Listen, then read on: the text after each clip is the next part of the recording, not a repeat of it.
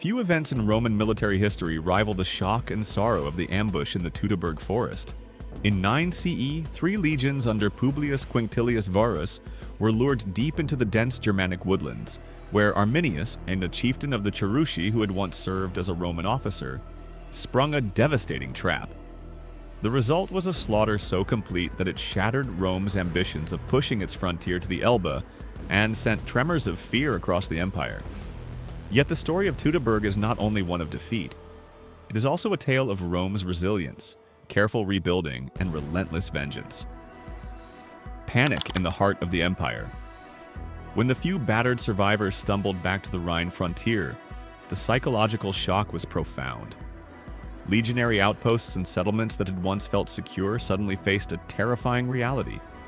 The empire's northern border was exposed. Riders were dispatched at breakneck speed to carry the grim news to Emperor Augustus in Rome, a journey that took nearly 2 weeks. The message was bad enough, but a gruesome package made things worse. Germanic warriors sent the severed head of Varus as a mocking trophy. In Rome, panic erupted. People feared that the tribes might march straight into Italy, sacking cities and burning the capital itself. Although cooler heads doubted that the scattered Germanic peoples could mount such a direct invasion, everyone knew that when Rome bled, opportunistic enemies tended to strike. Just a few years earlier, the massive Illyrian revolt had required an extraordinary military mobilization to crush. Now, a new wound threatened to inspire uprisings and raids across the empire's vast borders. Even the usually stoic Augustus cracked under the strain. The historian Suetonius records that the aging emperor let his hair and beard grow unkempt in mourning, sometimes banging his head against doors while crying out, "Quinctilius Varus, give me back my legions!" Yet grief soon gave way to grim determination. A defensive stand on the Rhine, Augustus's first response was to fortify, not to recklessly charge back into the forest that had devoured his armies. He stationed extra guards throughout the city of Rome, widened the powers of provincial governors to raise troops, and began assembling fresh forces. On the frontier itself, legions were pulled together and strong points reinforced. Meanwhile, Arminius and his allies, a patchwork of tribes united temporarily by their hatred of Rome, sought to exploit their momentum.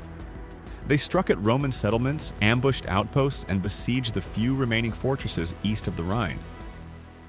One stronghold resisted fiercely, costing the Germans many casualties before the Romans finally slipped away during a stormy night, abandoning the post but saving lives. Yet when the Germanic forces tried to push across the Rhine into Roman territory, they found a changed situation.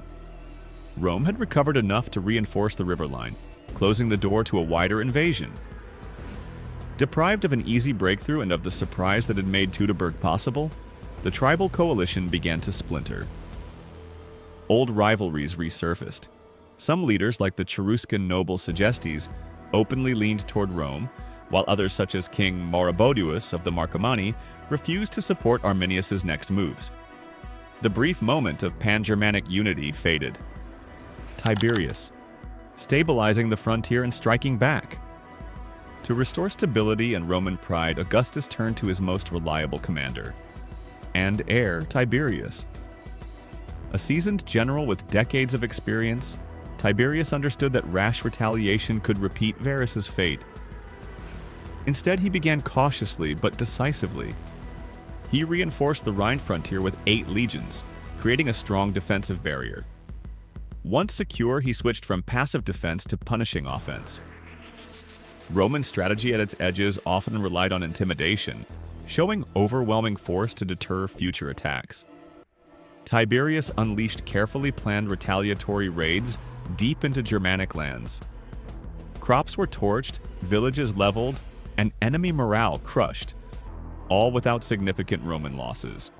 Sources claim his methods were so disciplined that not a single legionary died during these operations, a stark contrast to the chaos of Varus's doomed expedition. This approach achieved its goal. The tribes, already fracturing, grew wary and defensive.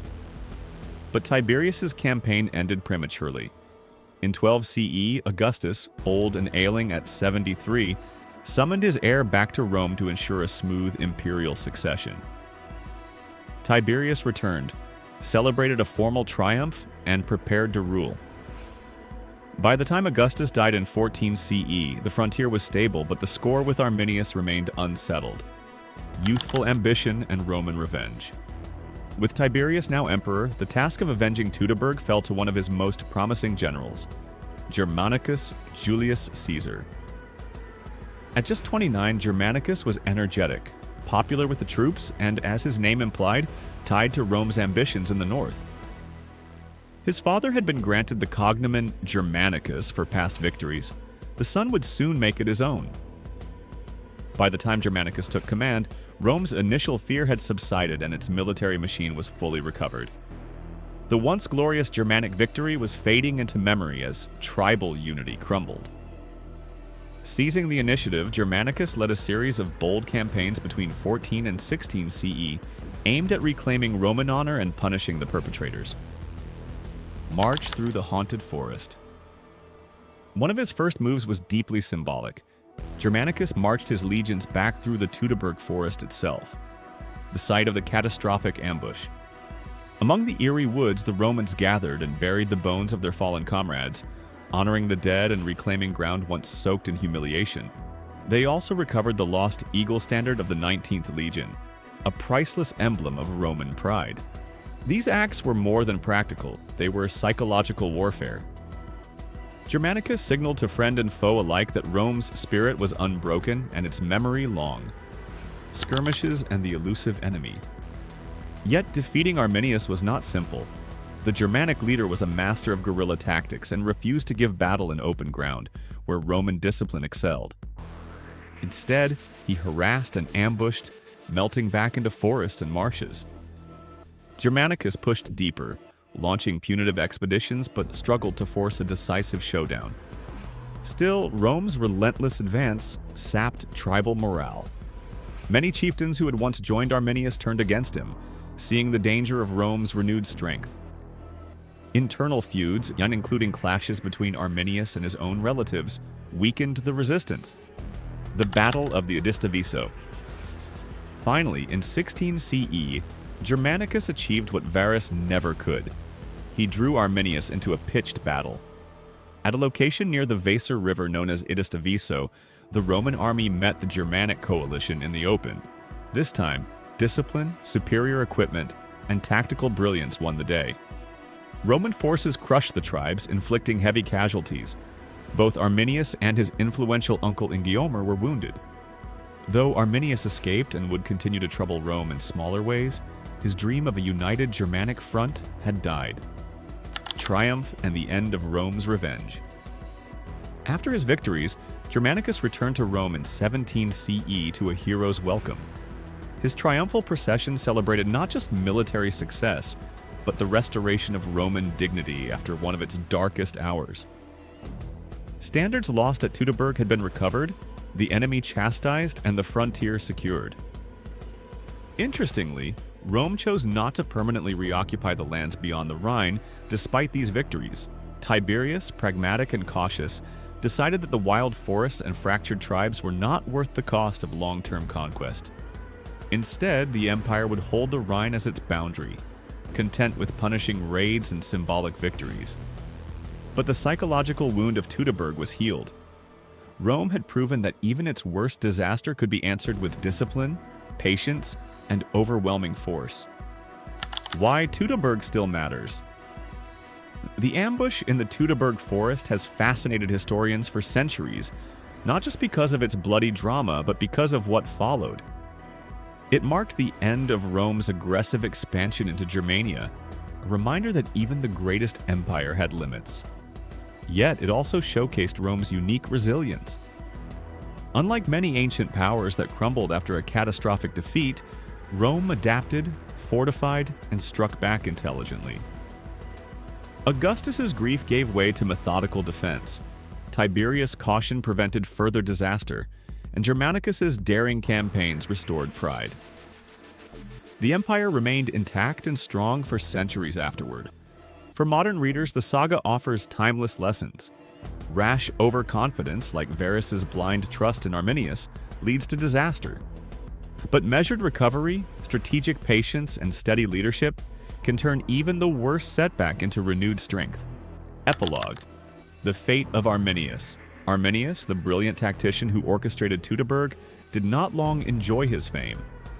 After Rome's reprisals, his power waned. Rival tribal leaders, some Roman allies, some simply resentful, eventually turned against him. In 21 CE, he was assassinated by his own relatives, a victim of the same fractured tribal politics that had once allowed him to rise. His rebellion, though legendary, failed to secure a lasting Germanic confederation. The long shadow of a forest. The Teutoburg disaster could have shattered Rome. Instead, it became a crucible. The empire transformed a shocking defeat into a rallying cry, stabilized its vulnerable border, and reasserted its strength without falling into the same trap twice. 2,000 years later, the dark woods where Varus lost his legions still echo with history. But so does Rome's response. A story of grief turned to strategy, fear turned to fortification, and vengeance tempered with hard-earned wisdom. And that's how Rome rose from the ashes of its darkest defeat, rebuilding, striking back, and proving once again why it ruled the ancient world. If you enjoyed diving into this incredible chapter of history, don't forget to hit that like and subscribe. Until next time, Vail, farewell, and keep exploring the echoes of history.